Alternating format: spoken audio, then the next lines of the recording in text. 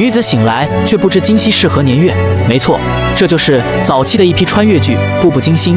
张晓因为被渣男劈腿，跑到大街上与男友理论，无意间踩到一根高压线，高压线引发了一场小型爆炸。随后又被过往的车辆撞击到一块牌子上，导致脑电波被撞了出来。此刻的张晓灵魂已经穿越到一位名叫马尔泰若曦的女孩身上。本有高度近视的她，视野竟然变得清晰起来，身处的环境也全部都是谷物。一顿发疯之后，让她彻底接受了现实，她确确实实是穿越了。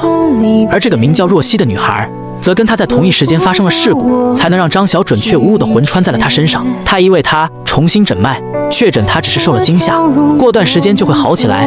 一段时间的相处后，若曦了解到她现在处在清朝康熙年间，而自称是她姐姐的人，则是巴贝勒府一个并不受宠的侧福晋。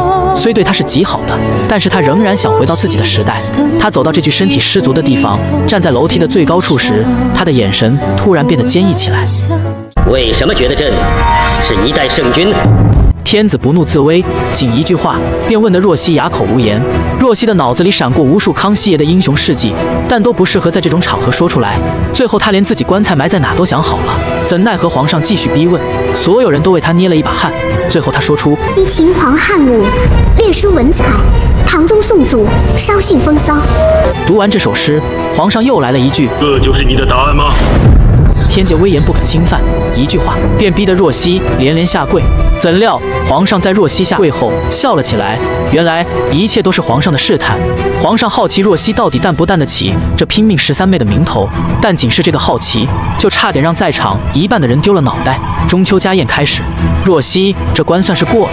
就在老师为皇上祝贺时，突然被提及了婚事。皇上有意将明玉格格许配给他，但他喜欢的一直都是若曦，拒绝的话在口中却突然卡顿，迟迟说不出。坐在上面的可是天子，谁又敢违抗他的旨意？明玉刚刚在众人面前展示了自己的马术，得到大家的认可后，下马便来向若曦挑衅。但是他明知若曦不会骑马，为了帮家族赢回面子，此时若兰出面帮妹妹解了困局。只见若兰一个飞身上马，她站在马上在教场驰骋。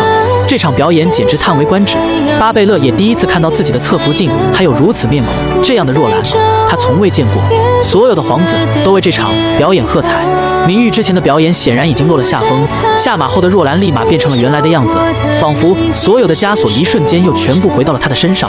八阿哥第一次找到若兰，想要跟她坦诚相待，但是若兰一如既往的冷漠。对于八阿哥的拥抱，她没有反抗，也没有拒绝，更没有回应。在她的世界里，快乐早就在嫁入这八阿哥府里就消失了，他的眼中藏着无尽的悲伤。八爷以为当年他在草原上见的那个姑娘会与他厮守一生，但这一切都只是他的想象罢了。他的爱让若兰断送了一生的幸福，也将他的快乐永远囚禁在了那个草原。若兰看着屏风上的那幅画，欲言又止，最终向若曦说出了自己的秘密。他那精湛的马术正是屏风上的将军所教，两人本是情投意合，但是八阿哥向父亲提亲，若兰无奈嫁给了八阿哥，并为他孕育孩子。但是当怀到3个月时，竟然收到了将军战死的消息，孩子也因此没有保重。若兰的父亲怕他们2个人的私情暴露，所以将他派去前锋。若兰也从此不再展颜，对八阿哥更是冷漠。因若曦与若兰之前的性格极为相似，所以八阿哥因此喜欢上了她。他向若曦袒露真言，当年他远远地看到了若兰骑马，若兰满眼的全是快乐，笑声如银铃声般悦耳，只那一眼，他便爱上了这个姑娘。虽一心想娶她，但是却从未提过。直到皇上赐婚，他觉得这一切都是天意，花了半年的时间寻到一只凤雪玉镯，想要在大婚之夜将它送给若兰。直到大婚当夜，他才发现自己错了。红盖头之下的人跟当年那个小姑娘判若两人，他谨慎小心，从来不笑。于是八爷便派人去打探他的消息，没想到却被若兰阿玛察觉此事，将他的情人派去战场，从此便再也没有回来。我不杀伯仁，伯仁却因我而死。听到这里，若曦才明白自己手上的镯子是八爷买给自己姐姐的。他正拖着将镯子脱下，却被八爷阻止。是给我喜欢的人，答应我，永远都不要拿下来。或许八爷喜欢的根本不是若曦，他只是将若曦当做一个替代品罢了。若曦被送进宫中选秀，各位阿哥为了若曦不被皇上看中，开始各显神通。八阿哥的额娘身份低微，只能拜托14爷去找德妃，请求德妃将若曦在第一批待选宫女中划掉。巧的是，4爷也有此打算，两人同时去寻找德妃。2个儿子第一次有相同的意见，这个忙他自然是一定会帮的。八阿哥的福晋明慧却不是这么想的，他怕若曦被皇上选中，此后若兰就会跟他平起平坐，所以便去找了惠妃。这一步反而弄巧成拙，惠妃跟德妃同时开口要若曦，皇后怕得罪这两边的势力，于是直接将若曦送到了皇上身边。一旦去了皇上身边侍奉，出宫就没有那么容易了。初入宫中，若曦并不懂太多的规矩，看着李德全说皇上已经熬了3、4个晚上了，他脱口而出该卸遮了。皇上的眼神变得犀利起来，只1秒突然变得慈眉善目。他告诉若曦，刚才那一瞬间像是他未出嫁的女儿，随后命人将东西收拾起来，准备歇息。一颗悬着的心终于放下了，若曦也就此开启了宫中的生活。若曦从现代穿越过来，深知这些阿哥们的结局，所以他对待四阿哥尤为不同。先是向别人打听四阿哥的喜好，又在阿哥们的聚会中阻止十阿哥对四爷出言不逊。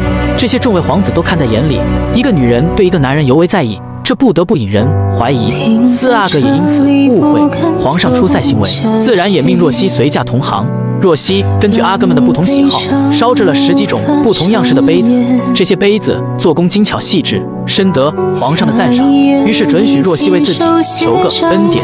若曦知道皇上只是客气一下，所以便只提出自己想要骑马。13爷本来应允了若曦教他骑马，却被敏敏格格临时缠住，无法脱身。四阿哥自告奋勇去教若曦，见四爷前来，若曦本想躲开，却被四爷误会，对他用强。此刻的若曦才明白，他所做的一切在别人眼里成了喜欢，因为他是未来的皇帝，所以对他有些忌惮，刻意讨好他，只是为了等他登基以后能过得好一点。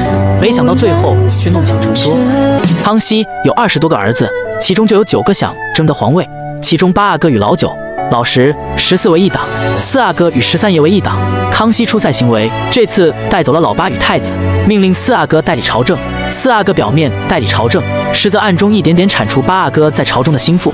14看势头不对，便偷偷伪装成蒙古人，跑去跟8阿哥报信。4阿哥见14没有来，一眼便看出了问题。虽说老9说他抱病在家，但是这个理由的可信度为0。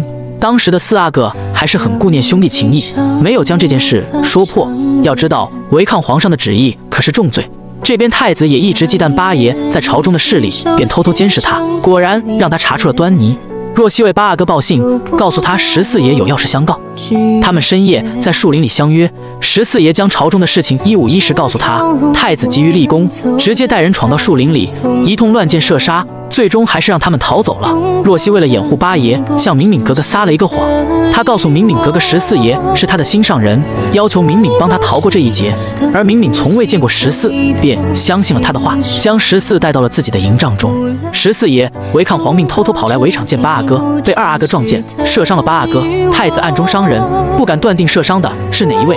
8爷为了打消太子跟皇上的怀疑，命下人用滚烫的开水烫伤了自己已经受伤的胳膊。太子一气之下将太监拉出去责罚，却不知这早就是8阿哥设下的陷阱。见没了证据，太子只能暗自离开。皇上见8阿哥受伤，便准许他近期不必骑马，这自然也就给了他与若曦亲密接触的机会。两人朝夕相处，原本就有的情愫悄悄地发了芽。若曦明知8阿哥的命运，却还是选择跟他在一起。不是若曦改变了心意，不过是想利用8阿哥对自己的心意改变历史。8阿哥承诺若曦等到回京，便向皇上请旨要了他。两人满心欢喜在这草原上过着幸福的日子，但快乐的日子总是短暂的。在离开边塞的前一天，若曦终于对8阿哥说出了心中所想。若曦利用8阿哥对自己的喜欢，求他放弃皇位。他来自现代，深知8阿哥的未来，能坐上那个位子的人注定是4阿哥。他妄想能凭借自己的力量改变历史。这些日子里，他步步为营，竭尽全力对他好，让8爷将他放在心里，目的就是为了今天晚上这句回答。但是8阿哥却不理解，为什么皇位跟他不能同时得到？太子无能，但是却从小身份尊贵。8阿哥一身才华却无处施展，如果放弃，就相当于这些年的努力全部白费了。但是若曦又不能向他解释原因，他知道，如果告诉8阿哥自己是从300年后过来的，他肯定不会相信。何况要告诉他注定这辈子登不上皇位，谁又能甘心拥有这样的命运呢？但是若曦不敢赌，虽说还有16年的光景，但是仍然不敢跟他在一起。或许是没有那么爱吧。因8阿哥迟迟没有答应若曦的请求，于是若曦就此选择了放弃。两个人的爱情永远停在了那个草原上。真想赏若曦一件东西哦，同样的玉佩，你面手里也有一块。蒙古王爷这个举动非常高明，一是感谢若曦对敏敏的照顾，二将玉佩送给若曦，便是将若曦认作了干女儿。若曦背后自然算是拥有了蒙古的强大势力。太子之所以看上敏敏，不过是看上了他背后的势力。如今若曦拥有了蒙古的势力，也彻底打消了太子对敏敏的觊觎。敏敏本打算嫁给13阿哥，奈何13并不喜欢她。敏敏为嫁给他，宁愿做一个侧福晋，但是王爷深知宫廷的险恶，不忍最疼爱的女儿去受苦，他连夜求皇上降旨，要求敏敏嫁给其他部落的左婴皇子。而皇上的决定也不全是为了王爷的心愿，天子每走的一步都在算计之中。皇上答应这门婚事，不过是为了蒙古各部。左婴虽为王子，但也不过是个庶出，不受待见。让敏敏嫁给他，就是为了平衡部落的势力。如今若曦已经成为王爷名义上的干女儿，身份定然不会如从前，皇上对她的婚事也会多加考量。四爷劝若曦早点为自己做打算，若曦仍然没有放在心上，依然觉得自己的婚事可以自己做主。姐姐不好了，发生什么事了？是刚才太子爷求万岁爷赐婚，他要的人是姐姐。什么？若曦彻底傻眼了，本以为自己还有3年就能被放出宫，没想到却被太子看中。太子此时正值盛宠，又是未来大清的主人，不过是要一个女人。就算皇上极其宠爱若曦，但再次考量之后，也必然会同意。若曦彻底慌了。他求绿芜将他看到的151告诉他。绿芜告诉若曦，皇上对于太子的请求并没有立马答应，只推脱说是发突然，便打发太子走了。但是若曦明白，只要皇上松一点口，她便要嫁给太子。想起太子对敏敏格色眯眯的眼神，至今仍是令人作呕。14爷与8爷得知此事，拼命地帮他想办法。4阿哥也不愿若曦嫁给太子，打算合力在朝堂上打压太子。若曦突然发现自己的坚持原来一直是错，她的决定最终害了自己。她大病一场，4阿哥偷偷去看他，若曦仿若抓住了救命稻草般握住了4爷的手。朝堂之上，众位阿哥与郑国公合谋，参奏太子结党营私，当众牵涉约有10-20人。太子藏有这样的心思，若曦背后又有蒙古的势力，皇上便再也不会将若曦许配给他。8阿哥德才兼备，在朝中也有一定的声望，还被人称为8贤王。但当太子被废，众人推举8阿哥时，皇上的反应却出奇的异常，他勃然大怒，还废了8爷的爵位，只因他背后没有显赫的母族势力，而梁妃只是皇上不小心宠幸的一个侍女罢了。没有天子的母妃会是此等身份，梁妃本就身体不好，因此还大病一场。8阿哥安慰梁妃，自己一定能坐上那个位置，让她母凭子贵。但是怎么可能呢？她的身份在那里摆着，梁妃单纯的以为只要自己死了，就不再会是8阿哥的拖累。本来这并不至于使人丧命，但是梁妃为了8阿哥，在她走后便不再服药，过不了几天便因病去世了。梁妃去世，8阿哥悲伤不已，久不上朝，还因此大病一场。皇上对于梁妃的死，也只是在她殿前有过一瞬的回眸，这或许就是帝王之爱吧。这条路我们走得朕早已有旨，诸阿哥中若有钻营谋为皇太子者，及国之贼，法断不容。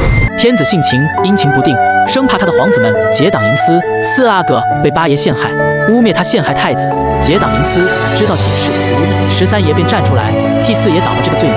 皇上一气之下，将13阿哥幽禁在养蜂家道，不许外人探望。14爷站出来替他求情，也于事无补。但是天子的想法，谁又能揣测得到呢？表面上看，这件事先是打击了太子，又撤掉了4阿哥的左右臂膀，最大的受益人便是8阿哥。但是事情却远没有他们想的那么简单。绿芜因为13爷被囚禁，先是去求了4爷，但是4爷却闭门不见，反倒是14爷愿意帮他。为了将绿芜送到13阿哥身边，14爷在养心殿前跪了1天1夜，最终得到皇上同意。皇上虽生气，但也借此试探了各位皇子。2废太子之后，谁也没想到最得宠的竟然是这14爷。其实这一切都是有迹可循的。康熙最终亲情，8阿哥、4阿哥、13阿哥出事时，最先出面求情的永远都是老14。虽然因为这些事情也受到了重罚，但最终还是在皇上面前留下了好印象。13阿哥之后，4爷开始回归田园，不问朝政，皇上则专心培养14，虽没有直接封为太子，但这些也都看在大家眼里。皇上寿辰，8阿哥投机取巧送了一个海东青，本来这礼物正好中了皇上的心思，但为什么皇上看见后却勃然大怒？第2天皇上下旨说，8阿哥为新者库贱妇所生，自幼心高阴狠，与大臣结党营私，如再有与8阿哥合谋者，便如同谋害皇上。这一道圣旨彻底断了8阿哥的路，也就相当于8阿哥这辈子都不可能继承皇位。起源就是那只海东青，8阿哥本想利用那只海东青重新得到恩宠，但是错就错在他没有亲自护送，找了一个亲信，想要日夜兼程护送到皇上身边。但是这个让他信任的人，却早就被4阿哥说服，他将那只海东青弄得奄奄一息。皇上大寿，他竟然送一只将死的鹰。这不得不让皇上怀疑他在诅咒自己。本就不讨喜的八阿哥就这么被陷害，皇上甚至没有听他解释。其实只要这件事查下去，便可以知道真相。但是康熙却没有，因为从一开始有也好，没有也罢，康熙就没有打算再重用他。若曦满心敬佩地看着眼前这个女子，巴贝勒府的嫡福晋。八阿哥这一生做的最对的事情就是娶了她。八阿哥被奸人陷害，被皇上彻底放弃，他只能称病躲避。明慧则为他扛起了所有。新的一年，皇子们纷纷为皇上送祝福，只有明慧代替八阿哥而来。康熙为每一个人都送了祝福，只有八福晋打开时，上面赫然写着“自行”2个大字。明慧的眼底带着一丝难过，但转瞬间就将这种心情隐藏，面上挂着笑容，从容地处理着这一切，礼数周全，让人无法挑出他的错处。他跟每个人互相交看皇上的这份礼物，让所有的嘲笑、顷刻间变成了笑话。本来可以躲避这一切，但是他却为了八阿哥勇敢地站了出来。八阿哥出事，府里却没有一丝慌乱，相比13阿哥出事时，对比就相当明显了。13爷被幽禁，府里的丫鬟走的走，散的散，整个王府鸡飞狗跳。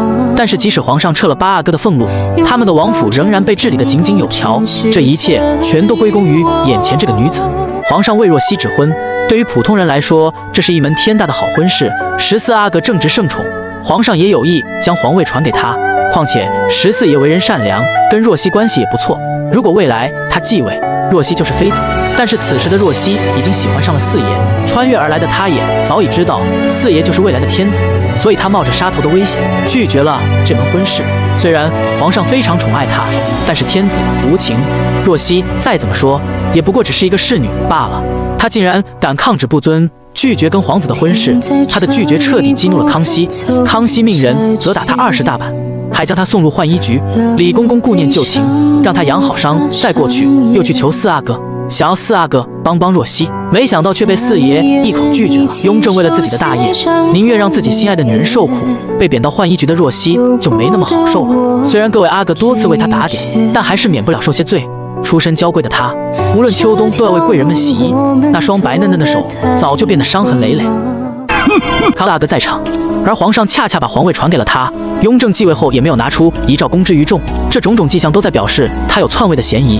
所以不仅他的生母德妃不相信，所有的阿哥都不相信。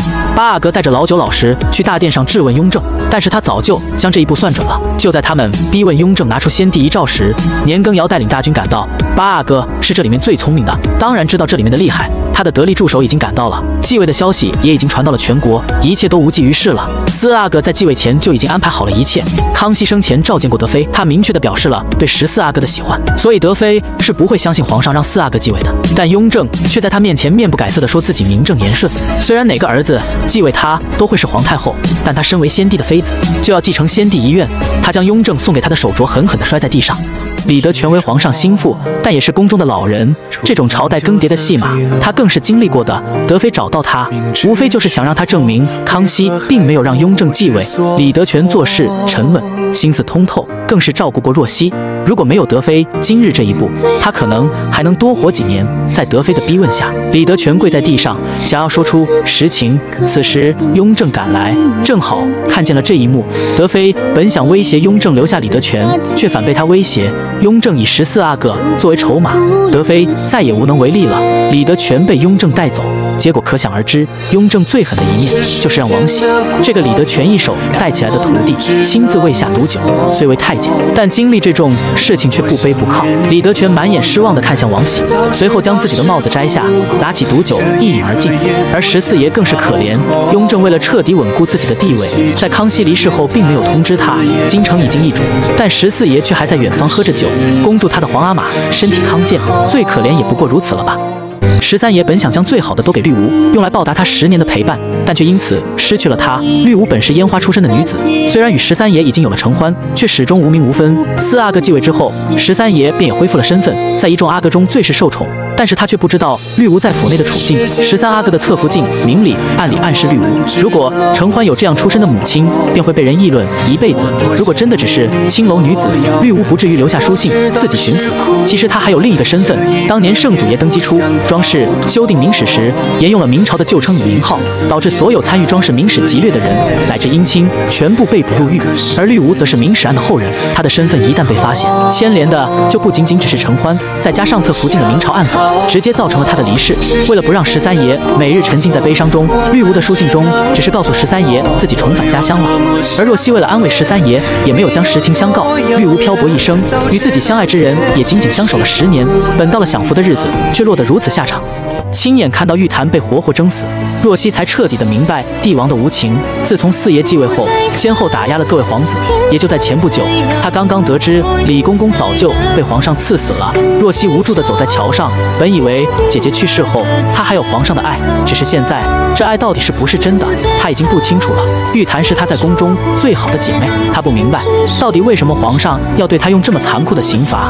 或许这本就是帝王之心吧。13爷说的没错，不是13爷看不清，是若曦一直还没有认清事实。人一旦坐上了那个位置，就很难再抱有仁慈之心。既然他选择了助他，就必然得接受这些事实。他坐在床上，无力地向雍正嘶吼。他从没有一刻这么想离开这个皇宫，但是已经晚了。她怀孕了，就在玉坛死的这天，她被太医诊出已经怀有2个月的身孕。13爷怕她自暴自弃，决定告诉她真相。玉坛本就是9爷派进宫的细作，用来监视皇上的一举一动。自从4爷继位后，他便一直挑拨皇上与弘时的父子之情，还借助8爷与9爷挑拨若曦与皇上的感情，这彻底激怒了皇上，于是对他处以征刑。虽事出有因，但是若曦仍无法释怀。当年有人不止一次特意提醒王爷留心皇上，还说出了一长串的人名。明慧的一句话，让本来就活在忧郁之中的若曦更加痛苦了。当年是他提醒8爷要处处留心4爷，还将4爷重用的手下告诉8爷，8爷因此才对处事仁慈的4爷布局。一切的始作俑者竟然是自己。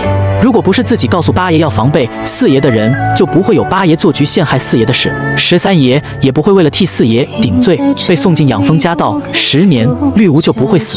这一切的一切，若曦都归在了自己身上。身体本就不好，又听了八福晋的话，她的孩子彻底没有保住。能保住性命已经是万幸了，孩子没了，他再也没有任何牵挂。再继续在这深宫中看着这些因为他而死的人，他只会更痛苦。而八福晋的举动害惨了8爷，皇上本就有意报复他，借着此事将老九老实做的事全都怪在了他头上，还命他休了八福晋。明慧听了老九的挑唆，本打算让若曦过得没那么舒坦，但是却没想到让他没了孩子。所有的自作聪明，最终害人害己。8爷最重情义，宁愿违抗皇命，也不愿休妻，但奏折却被八福晋发现了。房门被毁，明慧的身影露在了他们眼前。只见他悬挂在3尺白绫之上，置身在火海中。原来他早就在8爷写下休书的那一刻就做出了决定。皇上逼着8爷休妻，如果不休妻，那他身边所有人都躲不过必死的命运。明慧忍着痛自己写下休书，8爷将自己私印盖上。他抱住明慧，告诉明慧，当年看上的是他的身份地位，但却从未想过他会如此深情。明慧拿着休书回到自己的娘家，但是8爷不爱他，自然不懂他。就在他拿到休书的那一刻，他便没想过再活着。他这一辈子只有8爷，如今8王爷已经弃了他，便没有活着的必要了。8爷被若曦骂醒，等他们找到明慧时，一切都晚了。他将自己关在房中，将屋子点燃，葬身在火海之中。看着偌大的房间空无一人，回想着明慧对他说的话，心中满是悔意。明慧这一生从未忤逆过他，但他却从未懂过明慧。若曦看着身边之人一个个全是悲剧下场，决定不再逃避，将一切错处归在自己身上。他告诉皇上，自己才是一切的始作俑者。早在多年前，他就告诉过8爷要提防皇上，皇上一直恨错了人，所有的报复他一力承担。14爷拿出圣祖爷的一道圣旨，皇上瞬间脸色大变，因为14要娶的不是别人，正是他心爱的若曦。若曦大病一场，不愿再待在宫中，他求13爷帮他向14爷传话，一句我愿意，14爷便明白了他的心思。14拿着圣旨逼迫皇上，表面上说着请求皇上赐婚，实际上他不同意也得同意，自己继位本就名不正言不顺，如果再不遵从这道圣旨，说明其他的圣旨也有可能是假的。但是皇上迟迟没有做出回应，因为这对他来说无疑将自己苦等了多年的女人拱手让人。13爷劝他放手，但他不愿，10几年的等待，只有1年的相守，谁又能甘心呢？8爷为了成全若曦，将当年与若曦相恋的事一字一句告诉皇上，就连细节也不曾放过。他告诉皇上，他与若曦在草原上相拥相吻，海誓山盟，死生契阔。于子成说，4爷的手紧握，虽生气但却无力反驳。此时的他才明白，若曦对8爷处处照顾，并不是只是因为他是若曦的姐夫。这一桩桩一件件的发生，让他彻底心寒了。最终他准许马尔泰若曦嫁入14王爷府中，但成婚当天，处处张灯结彩，看似喜庆，但却没有一个喜字。这是这剧最凄惨的一幕。若曦无力地倚靠在14爷身上，手中拿着4爷最爱的木兰花，他的眼中带着悲伤与思念，诉说着自己的遗愿。他嘱托14爷自己死后将他的尸体火化，在有风的日子将骨灰撒出去。他想要自由自在地活着。若曦将死，这已经不是秘密了，但是皇上却不知道。若曦嫁入王府后，皇上派了丫鬟监视若曦的一举一动。14爷为了让若曦摆脱控制，便故意与若曦表现得很亲密。皇上知道后大发雷霆，不再监视他们，甚至不再看14爷的奏折。但是这个举动却害得若曦临死前都没有见心爱之人一面。她拖着病重的身躯给皇上写了一封信，因为她的字迹与皇上的太过相似，14爷怕传到宫中又会引起一场风雨，便在信封外又盖了一层。要知道，从那次事件后，皇上已经不再看14爷的信了。这封信最终被放在书架上，没被打开过。若曦坐在窗前一日又一日地等着，却始终没有等到她的爱人。她以为4爷不会再原谅她了，彻底放弃了求生的欲望。若曦平静地处理着自己的后事，嘱咐着巧慧一件又一件。死这件事，她早已淡然，眼底的遗憾不过是未见到想见的人罢了。若曦在14爷怀中死去了，若曦明媚而来，却抑郁而终，这就是所处不同时代女性的无奈吧。若曦死后，14爷按照她的嘱托，将她的尸体立马火化。若曦离世后，皇上彻底崩溃了。他突然意识到14爷的信可能透露着什么，他在一堆奏折里疯狂地翻找，最终发现原来信封里还有一个封信。他瘫坐在殿中，默默地读着那封信，要13爷带他去找若曦。等他到了14府中时，却发现没有棺材。若曦的尸体早已被14火化，他最终没有见到若曦最后一面。巧慧将这些年若曦的东西拿给皇上看，那满满的一箱纸寄托的全是思念。看着若曦将他们曾经的东西都珍藏如此，他彻底后悔了。若曦死后，将一切安排交代给了13爷。巧慧不愿离开皇宫，便留下去照顾承欢。8爷被皇上囚禁，若曦知道他不愿苟且偷生，便早就嘱咐13爷要给他一个痛快。他求13死后将他跟明慧葬在一起，完成明慧生前的梦想。而9爷收到了玉檀留下的书信，玉檀信中所写让他羞愧。他发现玉檀从未恨过他，最终他甘愿服下毒药，悔恨而终。与此同时，现代的张晓也在医院中醒来，梦境中太过真实，他已分不清真假。张晓走进博物馆，眼前的事物一件件都跟他梦中的一模一样。最终他走在一幅画前停下，看着上面跟回忆中相同的画面，画中侍女戴着木兰发簪，跟4爷送他的一模一样。原来他真真实实的存在过。